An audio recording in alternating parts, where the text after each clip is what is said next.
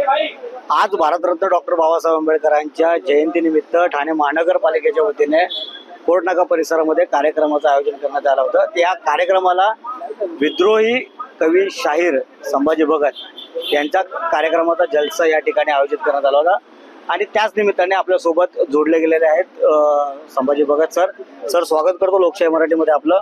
काय सांगाल, आजचा कार्यक्रम तुमचा कसा वाटला? ठाण्यामध्ये तुम्ही याआधी देखील कार्यक्रम केलाय, पण आजच्या कार्यक्रमामध्ये जे जान टाकले त्याबद्दल काय सांगाल? एकतर आमच्या ठाण्यामध्ये जे सामाजिक आणि राजकीय कार्यकर्ते जे आहेत ते खूप जागरूक आहेत आणि या जागरूक कार्यकर्त्यांच्या माध्यमातून आणि ठाणे महानगरपालिकेचे जे आयुक्त आहेत आणि बाकीचे सगळे जे ऑफिसर्स आहेत त्यांनी बाबासाहेबांची जयंती केली, त्याचं मी खरोखर त्यांच्याबद्दल मला खूप आस्था आहे आणि त्याच्याबद्दल मला खूप प्रेम आहे यासाठी की ते बाबासाहेबांची जयंती त्यांनी केलेली आहे. दुसरी गोष्ट अशी की जनता पण मोठ्या प्रमाणामध्ये या सगळ्या कार्यक्रमाला हजर राहिली.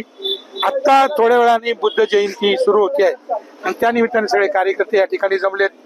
ती पण एक खूप नवी आणि खूप चांगली घटना आहे, चांगली गोष्ट आहे.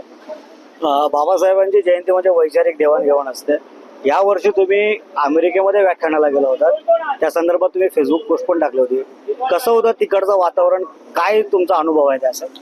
एकतर अमेरिकेमध्ये बाबासाहेबांचं जिकडे शिक्षण झालं त्या व्यतिरिक्त मी मिशिगनमध्ये गेलो होतो, बोस्टनला गेलो होतो आणि ज्या विद्यापीठामध्ये बाबासाहेब शिकले, ज्या विद्यापीठानं सिम्बॉल ऑफ नॉलेज नावाची पदवी बाबासाहेबांना दिली, त्या कोलंबिया विद्यापीठामध्ये मी 14 तारखेला होतो. भारतीय लोकांच्या याच्यामध्ये मला एक दिसलं की मोठ्या प्रमाणात भय आहे इमिग्रंट लोकांमध्ये. त्यातल्या त्यात जी दलित मंडळी, आंबेडकरवादी मंडळी जी अमेरिकेमध्ये आहे ती मोठ्या प्रमाणामध्ये आता जागरूक झालेले आहेत आणि सगळ्या म्हणजे थ्रूआउट अमेरिका आंबेडकरांची जयंती होते. मी अपार्ट फ्रॉम 4 विद्यापीठामध्ये गेलो, तिकडे बाबासाहेबांच्या विचारांवर चर्चा वगैरे होती.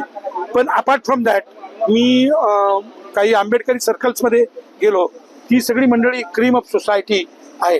मला कधी कधी असं वाटतं की भारतामध्ये जे एक सांस्कृतिक राजकारण उभं करावं लागणार आहे बाबासाहेबांच्या दृष्टीने, ते या क्रीममधनं निर्माण होईल अशा प्रकारची मला एक अपेक्षा आहे.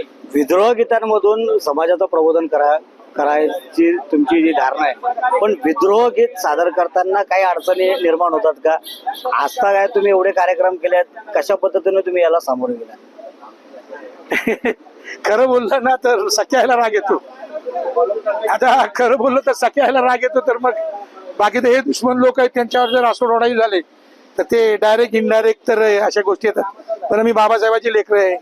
आमचा बाप कुणाला घाबरला नव्हता. हमारा बाप है वो किसको डरा नहीं, तो किसी के बाप को नहीं डरते. हम जिधर भी जाते हम खुले आम जो भी सच है, जे सत्य आहे ते लोकांपुढे घेऊन जाण्याचं काम करतो, कारण आम्हाला बाबासाहेबांची परंपरा आहे, छत्रपती शिवरायांची परंपरा आहे. नक्कीच बाबासाहेब आंबेडकरांची परंपरा आहे, छत्रपती शिवाजी महाराजांच्या विचारांची परंपरा आहे. या उद्घोषात संभाजी भगत हे आपल्या जलसेतून, विद्रोहातून ते गायन सादर करत असतात आणि आज ठाण्यामध्ये ते या ठिकाणी आले होते. कोर्ट नाका परिसरामध्ये मोठ्या उत्साहात त्यांच्या गाण्यांचा कार्यक्रम देखील झाला. मनीष गांगुर्डे, लोकशाही मराठी, ठाणे. लोकशाही मराठी ऐका, पहा, जागरूक रहा.